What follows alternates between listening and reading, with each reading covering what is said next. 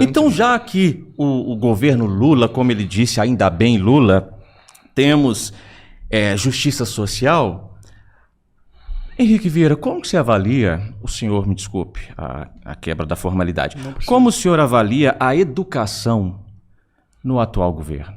Sim, obrigado. Bem, isso foi engraçado, bem. Quando a pesquisa apresenta um resultado contrário à sua posição política, então a metodologia está errada. Eu estou entendendo que essa é a sua forma de lidar com a realidade. Segundo, você teve uma crise de riso quando eu falei algo. É também uma forma de desrespeito. Eu vou tentar hoje... Me desculpe. Beleza, eu vou tentar hoje te ajudar a travar um bom debate. Não precisa da sua ajuda. Sem esse subterfúgio. Eu não sei se a câmera... Só um minuto. É porque eu não preciso da ajuda do pastor. Eu não... Certo? Volta meu tempo. Não preciso. Pode voltar o tempo. Até agora só um chamou o outro de herege. Até agora só um interrompeu o outro. Vamos seguir. Até agora só um riu do outro. Eu compensei o tempo, eu vou soltar de novo. Você pode concluir. Obrigado. Mas é importante dizer isso, porque a diferença entre nós não é só de conteúdo, é de ética. Porque quando tem um que ri do outro quando discorda, quando tem um que chama o outro de herege na primeira diferença teológica, quando tem um que sistematicamente interrompe o outro, é só o mesmo um. Isso é a forma sua, de vocês, do seu campo de fazer política. Vocês precisam de cura para esse ódio. Vocês precisam reconhecer a minha dignidade como cidadão, como ser humano, como alguém que discorda. E no caso, a plataforma política que eu defendi em 2022 foi maioria, ganhou a plataforma de vocês. Então, é preciso respeitar a diferença. Eu ouvi coisas que você falou que eu discordo profundamente. Não te interrompi, não ri de você, nem produzi a ideia de que você é um inimigo que tem que ser tratado como herege, por isso eliminado. Então, não é só o conteúdo, bem. A forma de fazer um debate diz sobre o nosso caráter, a nossa convicção democrática e a nossa capacidade de lidar com o diferente e com a diferença. Me interrompeu, me chamou de herege e riu, inclusive forçadamente, diante de alguma coisa que eu falei que você discordou. Então, neste sentido, desculpa se te ajudar pareceu arrogante, talvez tenha parecido, então não é bem isso, mas eu quero provar para o Brasil que é possível debater com firmeza de ideias. Eu quero derrotar as suas ideias. Suas ideias são contra o povo brasileiro, na minha opinião. Se você, sei lá, ganha o governo de Minas, acho que você vai piorar a situação da educação, do povo, da saúde. Eu quero vencer a sua ideia, reconhecendo a sua dignidade e o seu direito de discordar de mim. Sobre educação, que desafio. Nesse sentido, sabia que eu sou um pouco brisolista? Educação pública, integral, de qualidade, com valorização dos profissionais da educação, com respeito à singularidade de cada estudante, tratando o estudante como alguém que produz conhecimento e carrega saberes também. A educação, acho que era Darcy Ribeiro que dizia, não transforma a sociedade sozinha. Paulo Freire, que é a minha referência principal, mas sem ela também a sociedade não se transforma. A educação, por conta de uma visão liberal, privatista do seu grupo político, na minha compreensão, a educação pública vai ficando sucateada, precarizada, com desvalorização dos profissionais e abrindo espaço cada vez mais para a iniciativa privada. Dentro dessa perspectiva, a educação fica menos como um direito a ser garantido para todos e mais como uma mercadoria acessada por quem tem dinheiro. O governo Lula, e sinceramente eu não idolatro o presidente nem o governo não, eu sou de uma base do governo que faz críticas construtivas e que acha o Lula fundamental para a extrema-direita não voltar a destruir esse país. Esse governo tem limites e contradições, mas eu acho que ele vem revertendo esse caminho, expandindo recursos na educação pública, voltando a valorizar institutos federais que pega a galera do ensino médio e da formação profissionalizante e voltando a investir nas universidades públicas e nos mecanismos de financiamento de alunos de baixa renda também em universidades privadas. Tem um elemento do nosso quadro orçamentário que dificulta muito isso. E até, eu posso fazer perguntas no meio da minha fala? Bem, você... Sim, mas se você fizer, eu vou parar, eu não vou parar seu tempo, ele pode responder. Tá, não, tranquilo. É o arcabouço fiscal, Tinha o teto de gastos no governo Temer, que não permitia ampliação do investimento público.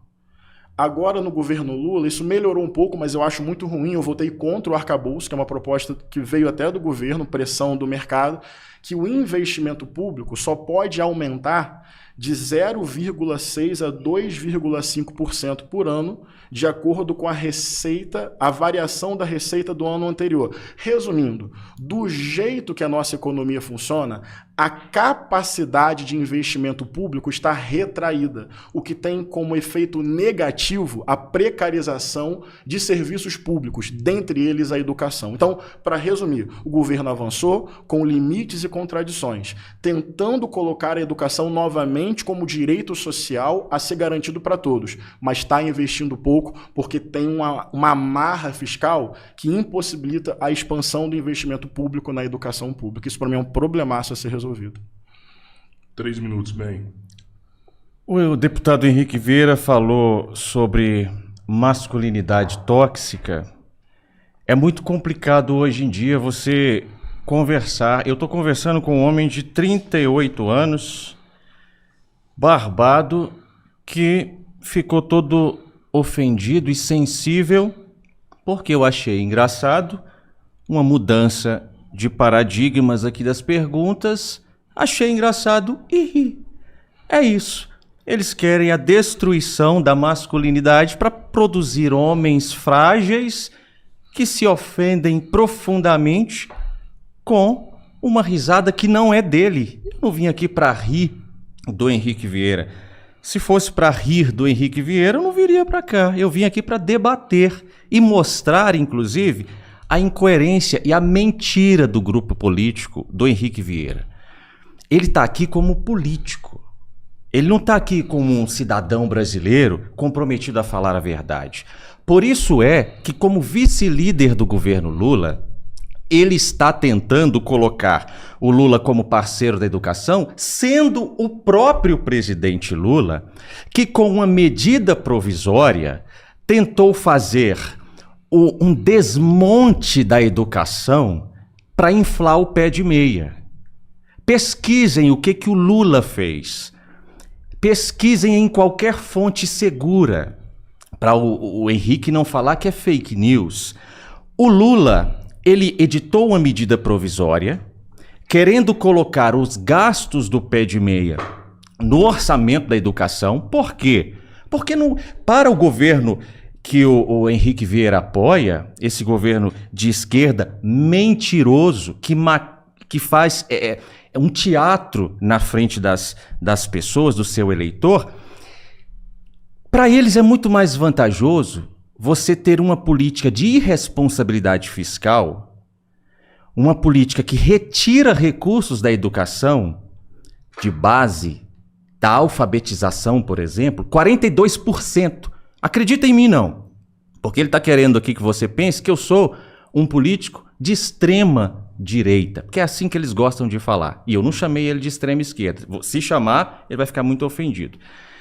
42% que foi reduzido da educação para uma criança, merenda, contratação de professor, melhoria da educação de base para inflar o pé de meia em ano eleitoral. Tentaram, inclusive, usar um projeto de lei, porque não conseguiram, a medida provisória caiu, e aí tentaram usar um projeto de lei que era sobre o metanol de um deputado do PT e colocaram lá um puxadinho para autorizar que o governo extrapolasse os gastos para inflar o pé de meia. Por quê? Porque ter recurso limitado para o pé de meia, que é para o jovem que vota, o que vota, que eles querem, seria muito ruim em tempo eleitoral. Então, 42% da educação de base, o Lula comprometeu, retirou, cortou para inflar o pé de meia, que é um programa eleitoreiro em tempo eleitoral. Esse é o partido que o Henrique Vieira veio aqui defender. Pastor, sua pergunta, 2 minutos. Eu achei meio confuso, tive dificuldade de entender, mas vou me esforçar. O Pé de Meia é um programa que não existe agora, já vem desde o início do governo Lula, e obrigado por citá-lo. É uma grande vitória deste governo para que jovens de baixa renda possam ter um auxílio a fim de que terminem o ensino médio. Eu acho um baita programa. Eu não sei se você é de extrema direita, eu tenho falado campo político e tenho pensado sempre nos nomes que oficialmente estão no seu partido. Por exemplo, o Kim. Veja, quem defende, por exemplo, que não tem um piso constitucional para a educação é o seu grupo político. Não sei se você está sabendo. Se quando você entrou nesse partido, você estava ciente, acredito que sim, não quero ser retórico, que esse é um partido que defende uma visão excessivamente fiscalista e que entende que o piso constitucional para saúde e educação é um problema. Um problema. Eu não vejo como um problema. Eu acho que nós gastamos muito dinheiro, por exemplo, com os juros da dívida pública. Hoje, e o governo Lula tem dificuldade de enfrentar isso, a marra é muito grande, é um governo de frente ampla, de coalizão, tem centro-direita na composição do governo, tem várias contradições. A minha análise é sobre a vida real. O seu grupo político, eu poderia dizer assim, defende redução de investimento público para garantia de direitos sociais, para abrir espaço cada vez maior para iniciativa privada, porque a visão do seu grupo político é muito mais de meritocracia e desempenho individual do que de um Estado de proteção social e garantia de direitos. O seu grupo político associa muito mais a educação à mercadoria a ser paga do que direito a ser garantido. Então, assim, que bom que tem o governo Lula com contradições e limites, não acerta em tudo, mas está buscando um caminho de valorização da educação, de colocar jovens de baixa renda com a possibilidade de terminar o ensino médio e entrar na universidade pública.